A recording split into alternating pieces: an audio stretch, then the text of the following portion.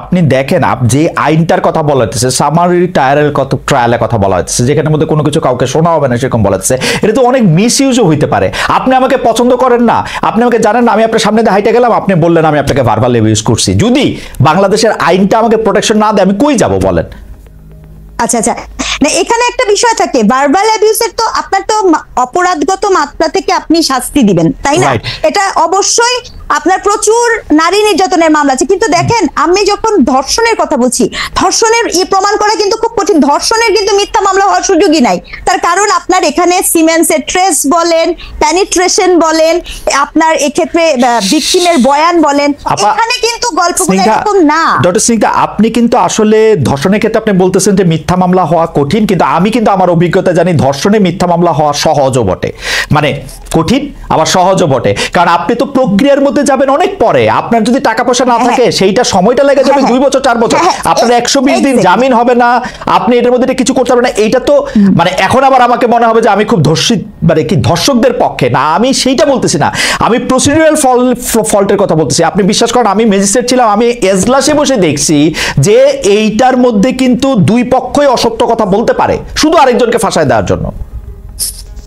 অবশ্যই অসত্য কথা বলতে পারে খালেদ ভাই, কিন্তু সেক্ষেত্রে আপনার কি করতে হবে, আপনি যদি এই মামলাগুলোকে দ্রুত বিচার ট্রাইব্যুনালে নিয়ে আসেন, এবং এক্ষেত্রে খুব অ্যাক্টিভ রোল প্লে করতে পারে আমাদের ট্যাক্সের টাকায় চলা সমাজ কল্যাণ মন্ত্রণালয়। গত 53 বছর ধরে এই মন্ত্রণালয়টা আসলে করে কি আমাকে একটুখানি বুঝায় বলেন।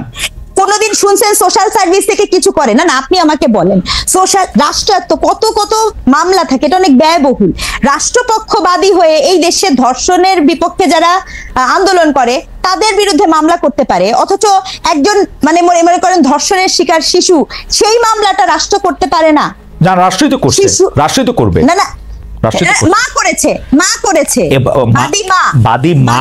বাদী মা হলো ক্রিমিনাল কেসের ক্ষেত্রে সবগুলিতে রাষ্ট্রই আসলে ওই বাদীর পক্ষে। এটা এখন বাদী চাইলেও, বাদীর মা চাইলেও এটা কিন্তু প্রত্যাহার করতে পারবে না, রাষ্ট্র সেখানে বাদীর পক্ষে দাঁড়িয়েছে। এখন আপনি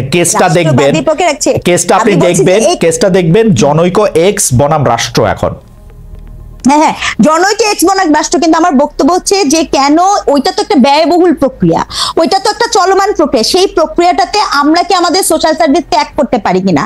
একটা শিশু নির্যাতন হলে কোনোদিন কি বাংলাদেশের সোশ্যাল মানে সামাজিক যে মানে সমাজ কল্যাণ মন্ত্রণালয় থাকে বা নারী ও শিশু অধিকার, তারা কি ওই বাসায় যে জিজ্ঞেস করেন? মানে এটা একটা খুব স্বাভাবিক প্রক্রিয়া। রাস্তায় যে মানুষরা আপনার রাস্তায় থাকে, সেই মানুষগুলোর জন্য আপনি আমাকে বলেন এই যে শেল্টার হোম বা এগুলো কাদের করার কথা? এই বিষয়গুলো কার করার কথা? আমি প্রশ্নটা ঠিক ওখানে। কিন্তু এইখানে হচ্ছে যে আমাদের এই প্রশ্নটা রয়ে যায় যে আমরা বর্তমান সরকারের দিকে যদি তাকাই, তাহলে বর্তমান সরকার তো 7 মাসের সরকার, এর আগে 17 বছরের একটা দুর্দণ্ড প্রতাপশালী 15 বছরের একটা সরকার ছিল, তারা কি করছে সেটাও আমাদের একটু মাথা রাখা দরকার।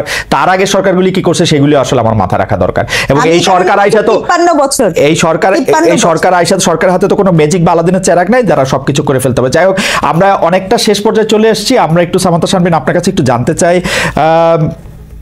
মানে হয়েছে কি সামান্তা, আমি আপনাকে একটু নিশ্চয়তা দিতে চাই আমি কিন্তু আপনাদের শত্রু না, মানে আমরা যারা আপনাদেরকে প্রশ্ন করি যে তারা শত্রু না, তো সেইটা আপনাকে একটু এনশিওর করতে চাই যে আমরা প্রশ্নই করি হচ্ছে যে আপনাদের অবস্থানটা জানার জন্য, ক্লিয়ার হওয়ার জন্য। আচ্ছা সামান্তা, আমাদের আরো একটা প্রশ্ন আছে, আমি জানি না আপনি এই প্রশ্নটা উত্তর দেওয়ার জন্য একটু রেডি কিনা, তারপরও আমি আপনার ভালো লাগলে আপনি দিয়েন, না দিলে দিয়েন না। সেটা হলো যে ছবি ছাড়া এনআইডির দাবিতে আমরা ঢাকায় নারীদের কর্মসূচি দেখেছি এই সরকারের সময়। নির্বাচন কমিশন আবার পুরুষদের এনআইডি ফর্মে একাধিক স্ত্রী থাকলে সেই তথ্য নামধাম যুক্ত করতে চায়। গত কয়েক মাসে বহু বিবাহের পক্ষে অনেক প্রচারণ আমরা সোশ্যাল মিডিয়ায় দেখছি। তারাও হাসিনা বিরোধী ছিল, আমরা এটা বলবো, জুলাই আন্দোলনে অবদান রেখেছে, এটা তারাও ফোকাস করতে চায়। এসব বিষয়ে কি কোনো আপনারা কোনো অবস্থান নিতে চান, নাকি এইসব ক্ষেত্রে আপনারা একটা বোর্ড করতে চান এবং বোর্ড নিয়ে আপনারা? না, এই ক্ষেত্রে ব্যাপারটা বেশ কমপ্লিকেটেড, এক্ষেত্রে আসলে স্পষ্ট করা যাবে, তবে আমাদের পার্টিগত জায়গা থেকে আমরা এই বিষয়টা নিয়ে এখনো আলাপ আলোচনা করিনি, বিশেষত আমাদের পার্টিগত জায়গা থেকে যেহেতু আমরা অল্প কয়েকদিন হয়েছে এই বিষয়গুলো নিয়ে ভাবার সুযোগ বা ওই ফোরামে উত্থাপিত হওয়া, সেই কাজগুলো হয়নি। আশা করি যে এটা পরের বার উত্তর দিতে পারবো, আলাপ না হলে পার্টি অবস্থানটা বলা খুব কঠিন।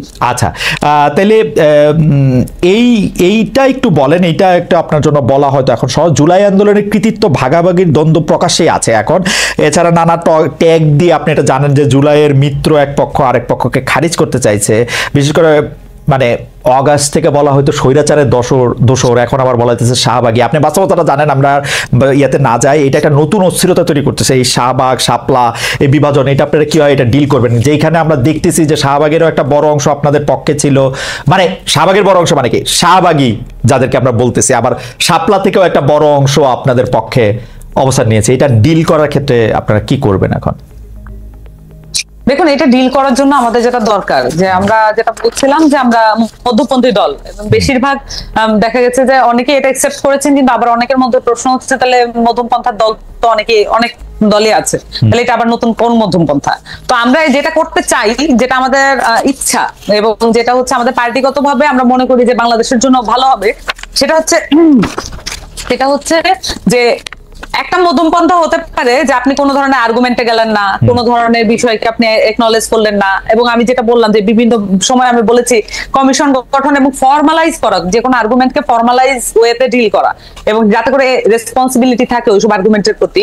তো সেই জায়গাগুলোকে নিশ্চিত করার জন্য একটা বিষয় হচ্ছে যে এই বিষয়গুলোকে একেবারেই এড়িয়ে যাওয়া, কোনো আর্গুমেন্টে না যাওয়া, কোনো ধরনের বিভাজিত করার জন্য যে কোনো কথাকেই এড়িয়ে যাওয়া।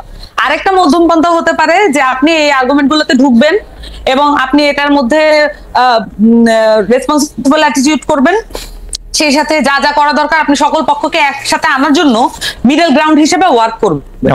এখন আমাদের পার্টিগত জায়গা থেকে আমরা মনে করি second option is better for Bangladesh.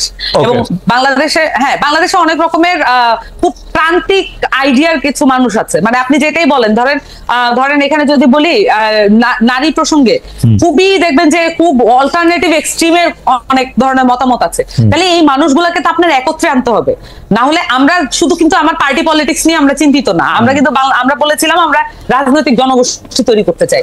রাজনৈতিক জনগোষ্ঠী তৈরি করার জন্য তো আমার সবচেয়ে অপোজিশনের লোকটার সাথেও আমি যাতে টেবিল টক করতে পারি, আমি তার সাথে যাতে যৌক্তিক মতামত গুলো দিতে পারি, তার সাথে একমত হইতে পারি, সেই জায়গাটা আমাকে তৈরি করতে হবে।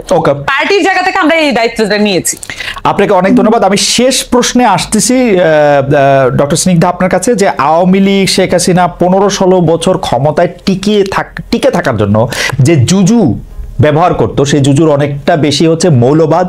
সেইটা হচ্ছে যে এই মৌলবাদীরা ক্ষমতায় চলে যাবে, উগ্রবাদীরা ক্ষমতায় আসবে, আওয়ামী লীগ না থাকলে তাদের আসলে এইটা হবে ওইটা হবে সেইটা হবে। এইটার কোনো আলামত আপনি দেখতে পান কিনা? মানে আমাদের সংস্কৃতি উপদেষ্টা মোস্তফা সরোয়ার ফারুকী বলেছেন যে মবকে, তৌহিদি জনতাকে, মোরাল পুলিশকে হুঁশিয়ার করে ফেসবুকে লিখেছেন তাদের কর্মকাণ্ড যাতে শেখ হাসিনার সুবিধা না করে দেয়। আপনার কাছে কি মনে হয় যে এই সব কর্মকাণ্ডগুলি আসলে শেখ হাসিনার সুবিধা করে দিচ্ছে বা ওরকম কোনো কিছু? পাশাপাশি আপনি আসলে বিরাট